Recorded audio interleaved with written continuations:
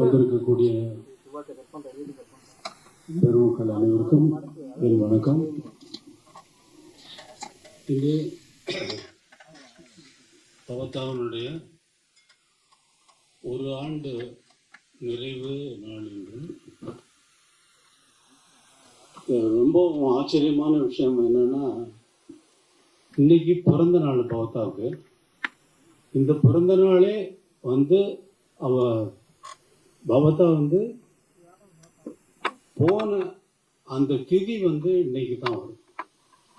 திதியும் பிறந்த நாளும் ஒன்றாக வருவது என்பது யாருக்கும் நடந்ததில்லை. இது மிகவும் ஆத்மா சாந்தி அடைந்திருக்கிறது என்பதற்கு இது ஒரு நல்ல உதாரணமாக நான் இங்கே குறிப்பிட விரும்புகிறேன். அவள் கடைசியாக இசையமைத்த திரைப்படத்தின் வெளியீட்டு விழா இங்கேயே நடக்க வேண்டும் என்று தயாரிப்பாளர்கள் வேண்டிக் கொண்டதற்கிணங்க இங்கே அதற்கு நான் அனுமதி கொடுத்தேன். இங்கே அந்த விழா நடந்து முடிந்தது. இனி பவதா பாடிய பாடல்கள் அனைத்தையும் என்னுடைய இசைக்குழுவினர்கள் இங்கே பாடவிருக்கிறார்கள். பவதாவின் நினைவுக்காக, பவதாவின் அந்த ஒரு ஆண்டு எவ்வளவோ பவதா போவதற்கு முன்னால் என்னுடன் பவதா கழித்த அந்த நாட்கள் என்னால் என் வாழ்நாளில் மறக்க முடியாது. உங்களுக்கெல்லாம் இந்த பவதா பாடிய பாடல்கள் காத்திருக்கின்றன. பவதாரிணி கடைசியாக விருப்பப்பட்ட விஷயம் கேர்ள்ஸ் ஆர்கெஸ்ட்ராவை உருவாக்கணுங்கிறது.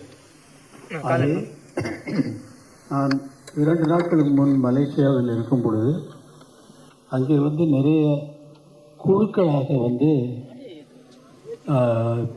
இளம் மாணவிகள் குழுக்களாக வந்து ஆர்கெஸ்ட்ராவாக இருந்து என் முன்னாடி பாடி காட்டினார்கள். அதை பார்த்தவுடன் எனக்கு பவதா சொன்னது ஞாபகம் வந்தது. இங்கே பவதாவின் பெயரால் கேர்ள்ஸ் ஆர்கெஸ்ட்ரா வந்து ஆரம்பிக்க போகிறேன். மாணவிகள் சிறு பள்ளி மாணவிகள், கல்லூரி மாணவிகள், 15 வயதுக்கு மேற்படாதவர்கள் மட்டுமே இந்த ஆர்கெஸ்ட்ராவில் இருப்பார்கள் என்று அவர்களை மட்டும் தேர்வு செய்ய இருக்கிறேன்.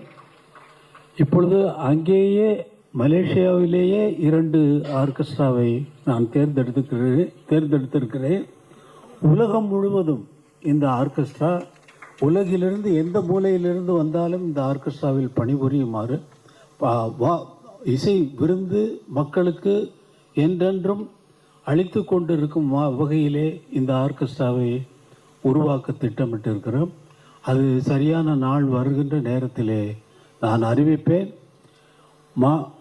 மாணவிகள் தங்கள் பெயரும் தொடர்பு கொள்ள வேண்டிய முகவரியும் வந்து ஆடிஷன் கொடுத்து அதிலே தேர்ந்தெடுக்கப்பட்டு தான் இந்த ஆர்கெஸ்ட்ரா உருவாகும்.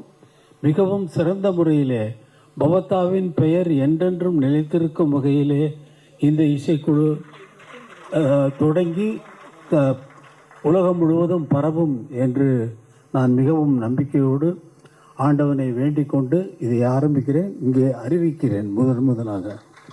நன்றி, வணக்கம்.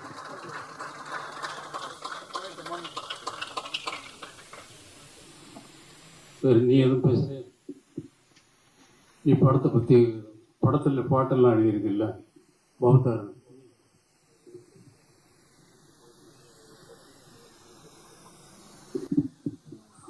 எல்லாருக்கும் வணக்கம். ஐயா பேசுனது மாதிரி இது ஒரு கனவு மாதிரி இருக்கு. இந்த ஒரு வருடம் இது நடந்தது நிஜமா இல்லை நிழலான்னு நம்ப முடியாத ஒரு சூழல். ஏன்னா இசைஞானியுடைய நந்தவனத்துக்குள்ள அதிர்வு இல்லாமல் இசைத்து கொண்டிருந்த வீணை போல சகோதரி பவதாவினுடைய அன்பும் இசையும் அணுகுமுறையும் ரொம்ப அழகாக இருக்கும். நிறைய இடத்துல நான் வந்து பவதாவோடைய அன்பு வந்து இவன் கூடயும் கார்த்திராஜா சார் கூடயும் அவங்க பேசும்போது நமக்கே ஒரு பொறாமையாக இருக்கும். அவ்வளோ அன்பாக இருப்பாங்க. அந்த அன்புக்குள்ளே ஒரு நிஜம் ஒளிஞ்சிருக்கும். 2 பேருமே பவதாவை வந்து ஒரு தேவதை மாதிரி தாங்கிக்கிட்டு இருப்பாங்க. அதே மீறி வந்து ராஜா சாரை பற்றி சொல்லவே வேண்டியதில்லை. இசைஞானியை பற்றி எதையுமே வெளியே காமிக்க மாட்டாங்க. ஆனால் பவதா மேலே வந்து அவ்வளோ ஆகாயம் அளவுக்கு அளக்க முடியாத அன்பை எப்போதுமே போல் மனசுக்குள்ளே வச்சுருப்பாரு. ஒரு சிறு புன்னகை போதும் அவ்வளோ அன்பு அந்த வெளிப்படுத்துவாங்க. ஆனால் இன்னைக்கு அந்த இசைக்குயில் நம்ம கூட இல்லைனாலும் இந்த காற்று உள்ள வரைக்கும் அவங்க இசைத்த ஒவ்வொரு ஸ்வரமும், ஒவ்வொரு ராகமும், ஒவ்வொரு பேச்சும், ஒவ்வொரு அணுகுமுறையும் நம்ம கூட பதிவு பண்ணிகிட்டு இருக்காங்க. அவங்க கூட நான் நிறைய படம் ஒர்க் பண்ணியிருக்கேன். எனக்கு வந்து அவங்க கடைசியாக இசையமைத்த இந்த படத்தில் கடலில் ஒரு தோணி, இந்த படத்தில் அனைத்து பாடல்களும் நான் தான் எழுதினேன். அதில் வந்து கார்த்திகராஜா சார் கூட ஒரு பாட்டு பாடியிருக்காரு. அந்த அனுபவமும் ரொம்ப புதுசாக இருக்கும். அவங்ககிட்ட வேலை பார்க்கறதுக்கு ரொம்ப ஆசையாக இருக்கும். என்ன வேணுங்கிறதே பூவிலுக்கு இதழ்கள் கசங்காம பூக்களை மடித்து பார்ப்பது போல ஒவ்வொரு விஷயத்தையும் அழகாக சொல்லி சொல்லி வாங்குவாங்க. அவ்வளோ அழகான ஒரு அந்த தன்மை எங்கேருந்து வந்துச்சுன்னு தெரியல. ஏன்னா அவ்வளோ அழகாக வந்து எல்லா அணுகுமுறையும் இருக்கும். நிஜமாக நான் வந்து இந்த படத்தில் ஒர்க் பண்ணதில் ரொம்ப நான் வந்து பெருமைப்படுறேன். ஏன்னா அவங்களுடைய வாழ்வு தொடரில் நானும் ஒரு ஓரத்தில் இருக்கேன் அப்படிங்கிறது. இந்த படத்தை தயாரிக்கிறதுக்காண்டி லண்டனில் இருந்து அந்த தயாரிப்பாளர் மேலாவாக இருக்கட்டும், இந்த படத்தோட இசையமைத்த இயக்குனர் ஈசனாக இருக்கட்டும், அவ்வளோ நேசித்து தான் பவதாவை வந்து இந்த படத்துக்கு வந்து இசையமைக்க வச்சாங்க. அவங்களும் அந்த அளவுக்கு வந்து ஈடுபாடோட இந்த படத்தில் பண்ணியிருக்காங்க. இந்த படத்தோடைய நிச்சயமாக நாங்கள் வெறும் விழாவாக எடுக்கணும்னு ரொம்ப கனவு கண்டிருந்தோம். ஆனால் அவர் இருந்து எடுக்க வேண்டிய விழாவை ஐயா இசைஞானியோடு எடுக்க வேண்டிய ஒரு சூழல் அமைந்ததற்கு நாங்கள் ஒரு பக்கம் வந்து நாங்கள் பெருமைப்பட்டாலும், அவரும் இந்த மேடையில் இருந்திருந்தால் இன்னும் ஒரு மிகப்பெரிய மகிழ்ச்சி கடலாக இதுங்க வந்து தவழ்ந்திருக்குங்கிற நம்பிக்கை எங்களுக்குலாம் இருக்குது. எனவே ஐயா சொன்னது போல் காற்று உள்ள வரைக்கும் பவதாவுடைய இசையும் குரலும் அன்பும் பரிவும் எங்குமே பரவி நிரம்பியிருக்கும். ஏன்னா மறக்க முடியாத ஒரு குரல் அது. யாராலையும் மறக்க முடியாது. இனி ஒரு பவதா இங்கே வருவாங்களா அந்த மாதிரி ஒரு குரலோடு அப்படின்னா தெரியாது. அது பெரிய வரம். அது 1000 இல்லை, லட்சம் இல்லை, 1 கோடி பேர் போடலாம். ஆனால் பவதாவுடைய குரலை யாராலையும் திருப்பி தர முடியாது. அவ்வளோ அபூர்வமான ஒரு குரல். கேட்கும் பொழுதே அவ்வளோ ஆசையாக இருக்கும். அப்படியே வந்து தென்றலுக்கு தலை சீவி விட்டது மாதிரி ஒரு சுகம் இருக்கும். அதிலிருந்து பேசாத ஒரு வீணையின் நரம்பை மாதிரி இருக்கும் அவங்க வார்த்தைகள் எல்லாமே. ஏன்னா அவங்க கூட இருந்து பழகி பார்த்தா தான் தெரியும். எனவே எங்கிருந்தாலும் அன்பு சகோதரியோடைய ஆத்மா ஐயா சொன்னது மாதிரி நம்ம கூட தான் இருந்துக்கிட்டே இருக்கும். இசையாகவும் அன்பாகவும் இருக்கும். இந்த மேடையில் எனக்கு ஒரு சின்ன வாய்ப்பு கிடைத்ததற்கு நான் தான் ரொம்ப இந்த நேரத்தில் வந்து எல்லாத்துக்குமே நன்றி சொல்ல வேண்டியிருக்குது. புயலில் ஒரு தோணி திரைப்படம் நிச்சயமாக மிகப்பெரிய வெற்றி அடையும். அதன் மூலமாகவும் பவதாவுடைய அந்த இசை இன்னும் ஓங்கி வளருங்கிற நம்பிக்கை எங்களுக்கு எல்லாத்துக்குமே இருக்குது. இந்த வாய்ப்பை கொடுத்த இசைஞானிக்கு தான் படக்குழுவின் சார்பாகவும் இந்த குடும்பத்தின் சார்பாகவும் மீண்டும் ஒரு நன்றிகளையும் உங்களுடைய தயவான அன்பையும் நாங்கள் மீண்டும் மீண்டும் தெரிவித்துக் கொள்கிறோம். நன்றி. நன்றி ஸ்நேகன் சார். நினைவுகளோடு நீங்கள் இணைந்தமைக்கு ராஜா சார் சொன்ன மாதிரி பிறந்த தேதியும் திதியும் இன்று இணைந்த நாள். ஆக இது அருமையான நாளும் கூட. திரைப்படத்துடைய தயாரிப்பாளர் திருமதி ருமிலா அவர்களை அன்போடு அழைக்கிறோம். சில வார்த்தைகள்.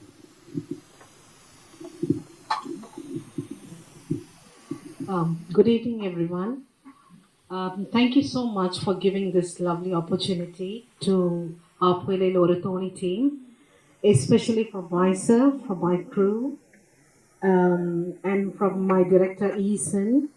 I would like to extend a special thanks to Isinyani Ilaiyaraaja sir for honoring to launch our Puelil Oratory movie. We are so grateful. Thank you so much, sir. And in this presence, I would like to take a moment to thank Karthik Raja sir, G.V. Prakash sir, and Manasi, who sang so beautifully for this movie, which is really composed by Bavadani ma'am. I would like to thank Yuvan sir and other members of the family, especially Venkat Prabhu sir, Sri Ram sir, Subbu sir, and the whole team for supporting us. Puelil Oratory team will ever hold Bavadani ma'am in a special place in our heart. And we know she is looking down on us with forever blessings. And we again thank you for all this opportunity to share this wonderful evening, remembering our late, great Bhavadani ma'am. Thank you once again for sir, for honoring everything for us. Thank you so, so much, sir. Thank you. நன்றி ma'am.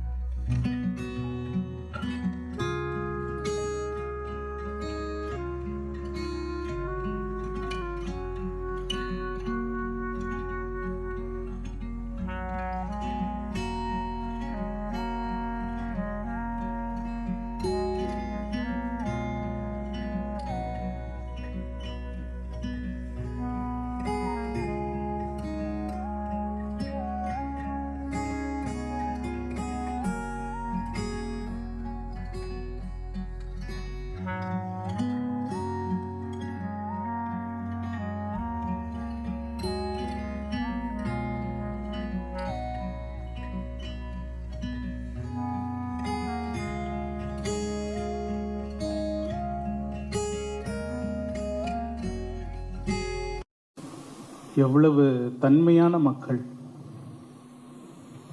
Tamil மக்கள்.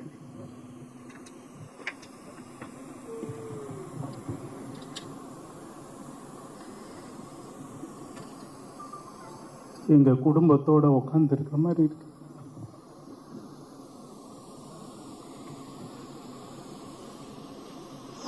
Cinema கச்சேரி மாதிரி இல்லை.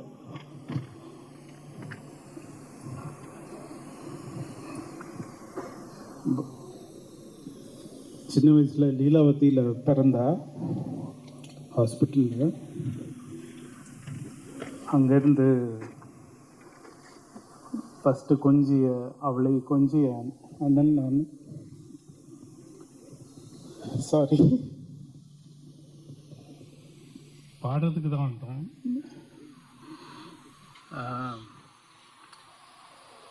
அப்பாவோட சேர்ந்து பணிபுரிய நேரம் வந்தது. அப்போ நாங்கள் வந்தோம். அவ்வளோ க்ளோஸ் கிடையாது. யுவன் கூட ரொம்ப அவள் கொஞ்சி விளையாடுவா. நான் ஸ்டுடியோவில் சுற்றிட்டுருப்பேன். அண்டு என்ன ஒரு பியூட்டின்னா, ஃபஸ்ட்டு நம்ம தமிழ் மக்களை நான் சொன்னதை நான் அதை மட்டும் சொல்லிக்கிறேன். அவளை ஸ்ரீலங்காலேருந்து கொண்டு வராங்க. அந்த மக்கள் வந்து அவங்க வீட்டில் ஒரு விஷயம் நடந்த மாதிரி அந்த குழந்தைக்கு அவ்வளோ அன்பு செலுத்தினாங்க. அது நான் எங்கேயும் பார்த்ததில்ல.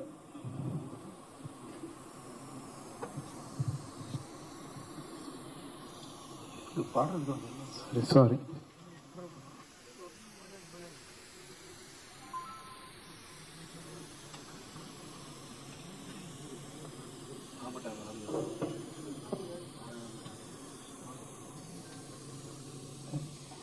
அதாவது பௌத்தாக்கு இந்த மாதிரி ஃபங்க்ஷன்னா ரொம்ப பிடிக்கும். நர்வஸாக இருப்பா. அதாவது வீட்டில் அவளுக்கு உண்மையிலேயே மியூசிக் டைரக்டர் ஆகணும்னு ஆசை, எனக்கு டைரக்டர் ஆகணும்னு ஆசை. அவளை அம்மா போட்டு ஏய் பாடு, உன் வாய்ஸ் ரொம்ப நல்லா இருக்கு, நீ பாடு பாடு பாடுன்னு வீட்டில் அத்தனை பாட்டு மாஸ்டர் அத்தனை விஷயங்களை அவளுக்கு கற்றுக்கணும். சின்ன வயசில் நல்ல வாய்ஸ் இருக்குது அப்படின்னு சொல்லிட்டு அவளை எப்படியாவது ஒரு நல்ல சிங்கராக கொண்டு வரணும்னு அம்மாவுக்கு ஏதோ ஒரு வெறி. ஸோ இந்த மாதிரி போயிட்டுருக்கோம். ஆனால் அவளுக்கு மியூசிக் பண்ணணும்னு ரொம்ப ஆசை. அது எனக்கு தெரியும். அவ கூட பழகினதில் மியூசிக் பண்ணணுன்னு ரொம்ப உயிராக இருப்பா. அது இன்னைக்கு நடந்திருக்கு. அவளோட படம் வந்து ரிலீஸ் ஆக போது அவங்களுக்கு ஒரு பெரிய பாராட்டு நீங்கள் கொடுக்கணும். நன்றி, வணக்கம்.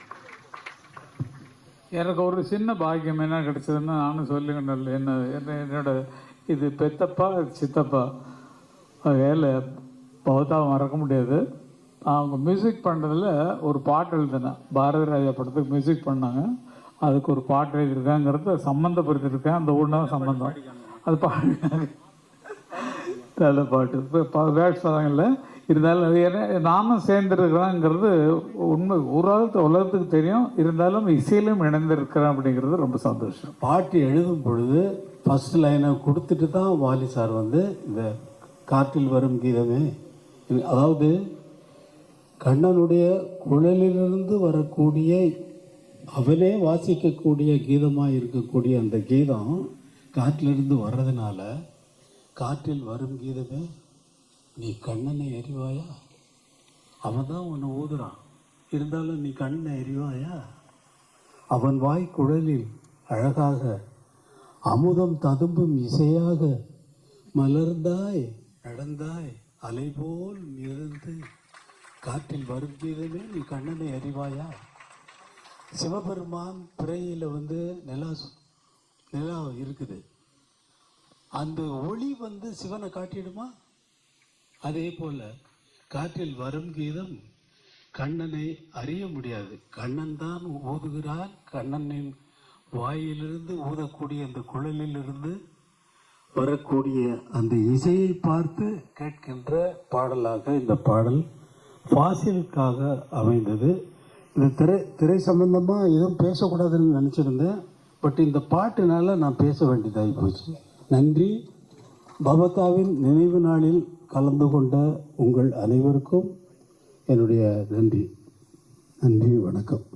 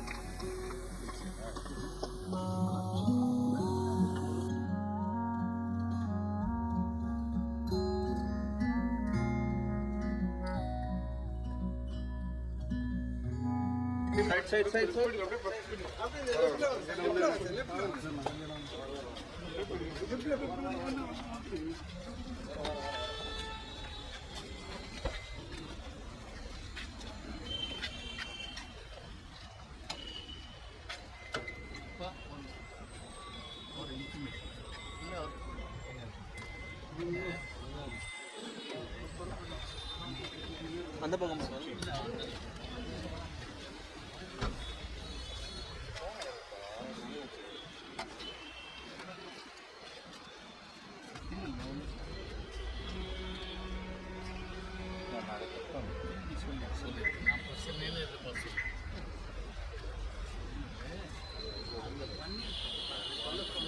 உங்கள் வீட்டில் ஒருத்தங்க இறந்து போனாங்கன்னா நீங்கள் என்ன மிஸ் பண்ணுவீங்களோ அதே தாங்க எல்லா ஃபேமிலிலையும் அதே தாங்க. தனியாக நாங்கள் ஸ்பெஷலாலாம் ஒன்றும் கிடையாது. It's sister and we miss her so much. And அவரோட ஃப்ரெண்ட்ஸ் அண்ட் ஃபேமிலி எல்லாருமே வந்து ரொம்ப மிஸ் பண்ணுறோம். இன்றைக்கி அவரோட பர்த்டே அண்ட் இன்றைக்கி வந்து அவருடைய திதியும் இன்றைக்கி தான் இருக்குது. ஸோ அதனால் வந்து இன்றைக்கி ஒரு சின்ன ஒரு மியூசிக்கல் ட்ரிபியூட் வந்து பெரியப்பா அரேஞ்ச் பண்ணியிருந்தாங்க. ஸோ நிறைய மியூசிஷியன்ஸ்லாம் வந்து அவருடைய சாங்ஸ் எல்லாம் பாடினாங்க. ரொம்ப சந்தோஷமாக இருந்துச்சு. பௌத்தா வந்து இன்னொரு வேறு மியூசிக் டைரக்டர்ஸ் பெரியப்பா மட்டும் இல்லாமல் வேறு மியூசிக் டைரக்டர்ஸ் சாங்ஸும் வந்து பெர்ஃபார்ம் பண்ணாங்க. அது பெரியப்பா முன்னாடி பெர்ஃபார்ம் பண்ணாங்க. பெரியப்பாவும் ஸ்டேஜில் இருந்தால் தான் ஃபஸ்ட் டைம் எவர் நடந்திருக்காது. ஸோ அதை பார்க்குறதுக்கு மியூசிக் எவ்வளோ பியாண்ட் எவ்ரிபடி அப்படிங்கிறது எனக்கு தெரியுது. அவன் ரொம்ப இமோஷ்னல் ஆக மாட்டான். ரொம்ப கார்த்தி வந்து ரொம்ப உள்ளே வச்சு பார்த்தாலும் இப்போ ரொம்ப வெளியிலேயே காட்ட மாட்டான். இன்றைக்கி இந்த சாங்ஸு அந்த மெமரிஸ் எல்லாமே வந்து அது அப்படி பிரேக் ஆகிடுச்சு. So it was very close to heart event. நீங்கள் விஜய் படம் கடைசியாக எடுத்திருந்தப்ப அதில் அவங்க பாட வேண்டியதாக இருந்தது. ஸோ அதுதான் கடைசி பாடல் இல்லை, அதுதான் அதான் முன்னாடி சொன்ன மாதிரி நாங்கள் போன ஜனவரி 1 வந்து நாங்கள்லாம் ஒன்றா தான் இருந்தோம். ஃபேமிலியாக ஒன்றா இருந்தபோது அப்போ வந்து நான் பௌத்தாட்ட சொன்னேன், ஒரு சாங் இருக்குது நீ வந்து பாடணும் அப்படின்னு சொன்னேன். உடம்பு சரியாயிட்டு சீக்கிரம் வந்து பாடு அப்படி சொன்னால் ஓகே சொல்லிட்டு போனோம். ஆனால் அதில் உடனே இன்னும் 1 மந்தில் அவள் தவறிட்டா. ஸோ அவளுக்கு கொடுத்த அந்த ப்ராமிஸை நான் கீப் அப் பண்ணணும்னு சொல்லிவிட்டு நான் இவன்கிட்ட சொன்னேன். இந்த மாதிரி ஏல வந்து இல்லைன்னா இந்த மாதிரி வந்து இப்போ ரஹ்மான் சார் வந்து ஷாமில் வந்துட்டாங்கலாம்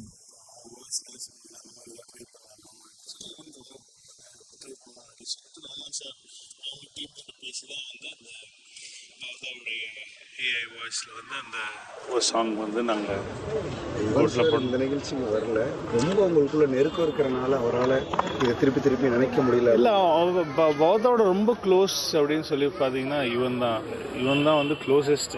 இவனை மியூசிக் டைரக்டராக வந்து பயங்கரமாக வந்து ஊக்குவிச்சதே வந்து பௌத்தா தான். இவனுக்கு வந்து குருவே பௌத்தா தான் சொல்லுவான் எப்போவுமே. ஸோ அவ்வளோ க்ளோஸ் அவங்க 2 பேரும். ஸோ ஐம் ஷுர் இதெல்லாம் இவனுக்கு ரொம்ப கஷ்டமாக இருக்கும். அதனால் வந்து அவனும் ஊரில் இல்லை, இந்தியாலேயும் இல்லை அவன். பட் அவனோட நினைவுகள்லாம் இங்கே தான் இருக்குங்கிறதுல எந்த டவுட்டுமே இல்லை.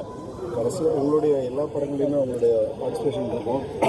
ரீசெண்டாக உங்களுடைய நீங்கள் யுவன் சைட் பவதாரணி ஸ்டுடியோக்குள்ளே பண்ணுற ரகலை ஒன்று ரெண்டாயிட்டே இருக்கு. அது மாநாடில் ஒரு சாங் இருக்குது மேசைலான்னு சொல்லி. அதில் ஒரு போர்ஷன் வந்து பௌத்தா பாடியிருப்பா. அந்த ரெக்கார்டிங் போது சும்மா யூஸ்வலாக கலாய்க்கிறது தான். சும்மா கலாய்ச்சி ஜாலியாக என்ஜாய் பண்ண ஒரு தருணம் அது. அவளை எப்போவுமே கலாய்ப்போம். இப்போ இல்லை. கடைசியாக இன்னொரு கேள்வி, 15 வயதுக்கு உட்பட்ட பெண்களுக்கு ஆர்கெஸ்ட்ரா அனௌன்ஸ் பண்ணியிருக்காரு. அது தெரியல. அது கரெக்டாக 15 இயர்ஸ்க்குள்ளேயா 15 இயர்ஸ் மேலேயா அப்படிங்கிறது தெரியல. அவங்க பேசும்போது அவங்களும் ரொம்ப இமோஷனலாக தான் இருந்தாங்க. அதனால் அது கரெக்டாக என்னன்னு தெரியல. ஏன்னா ஸ்கூல் அண்ட் காலேஜஸும் சொன்னாங்க. ஸோ ஐ திங்க் 15 இயர்ஸ் மேலே இருக்கிற கிட்ஸாக இருக்கலாம்னு டவுட். பட் ஆனால் வந்து பௌத்தாவும் ஷாலினி அவங்கெல்லாம் வந்து தே ஆல்ரெடி ஹேவ் ஒரு வெஸ்டர்ன் பேண்ட் ஒன்று எப்போவுமே பண்ணுவாங்க. அந்த பௌத்தாவுக்கு அந்த இன்ட்ரெஸ்ட் இருக்குது. அவளுக்கு வந்து இண்டிபெண்டன்ட் மியூசிக்கில் ரொம்ப வருஷமாகவே இன்ட்ரெஸ்ட் ஜாஸ்தி. அவளுக்கு மியூசிக் பண்ணணும், நிறையா சாங்ஸ் பண்ணணும் அப்படின்னு சொல்லிட்டு ஓன் கம்போசிஷன்ஸில் பண்ணணும். சினிமாவை விட ஜாஸ்தி இண்டிபெண்டன்ட் மியூசிக்கில் அவளுக்கு இன்ட்ரெஸ்ட் ஜாஸ்தி இருந்துச்சு. ஸோ ஐ திங்க் இப்போ பெரியப்பா அனௌன்ஸ் பண்ணிக்கிறத பார்த்தா அது வந்து சினிமா சாங்ஸ் தாண்டி இண்டிபெண்டன்ட் மியூசிக்கும் வருமா அப்படிங்கிறது நாங்கள் இந்த மாதிரி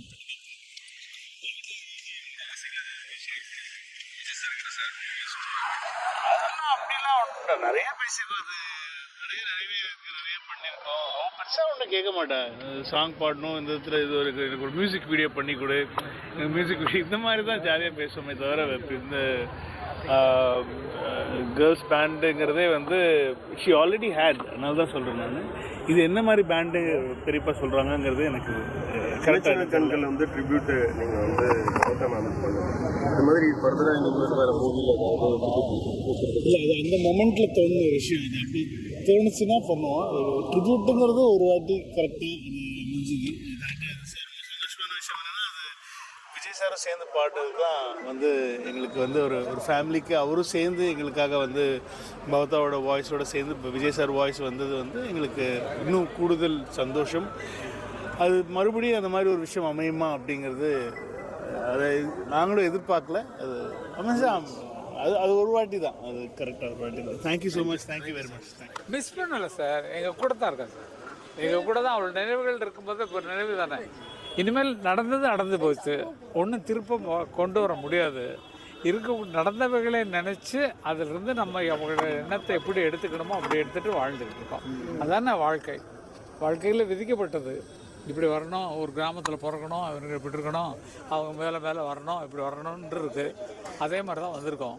குறிப்பாக சொல்லணுன்னா பவதா பிறந்த வருஷம் உங்களுக்கு தெரியும் 16ஆம் வருஷம். அந்த வருஷத்தில் தான் இளையராஜாவுக்கு அண்ணனுக்கு நாங்கள்லாம் சேர்ந்து மொத்தமாக சினிமாவில் இன்ட்ரடியூஸ் ஆன வருஷம் அது. அதற்கு முதல் வருஷம் வெங்கட் பிரபு பிறந்திருக்கோம் 75. எங்களுக்கு அன்னக்கிளி கம்போசிங் போகிறோம். 76 படம் ரிலீஸ். ஆகையால் இந்த குழந்தைகள் பிறந்து எங்களுக்கு எப்படி மேலே ஏற்றி விடணுமோ அந்த மாதிரி ஏற்றி விட்டுருக்குறாங்க. அதே மாதிரி எங்களுக்கு இருந்தாலும் சரி மறைஞ்சாலும் சரி இப்போ பேர் சொல்ல வேண்டும், ஊர் போல் யார் என்று ஊர் சொல்ல வேண்டும்ங்கிற மாதிரி போயும் புகழ் கொடுத்துருக்காங்க. அதனால் இழக்கக்கூடாத ஒரு இழப்பு இழந்திருக்கோம். அதை ஏற்றுக்கொள்ளக்கூடிய மனசை வளர்த்துட்டு இருக்கோம், அவ்வளோதான். மற்ற வளர்த்துட்டு தெரியும், நமக்கே தெரியும் நம்மளால் கொண்டு வர முடியாது, திருப்பி கொண்டு வர முடியாது, நமக்கு எல்லாருக்குமே தெரியும்.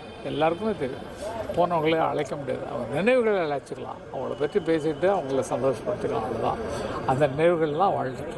நீண்ட இடைவெளிக்கு பிறகு பவதா உங்களோட நினைவேந்த நிகழ்ச்சியில் அண்ணனும் நீங்களும் ஒரே மேடையில் இருந்தது. ஆமாம், நாங்கள் ரொம்ப இப்போ மேடையில் இப்போ இருந்துகிட்ருக்கோம், நிறைய இருந்துகிட்ருக்கோம். நிறைய பார்க்கலாம் எங்களை. ரொம்ப நன்றி. தேங்க்யூ.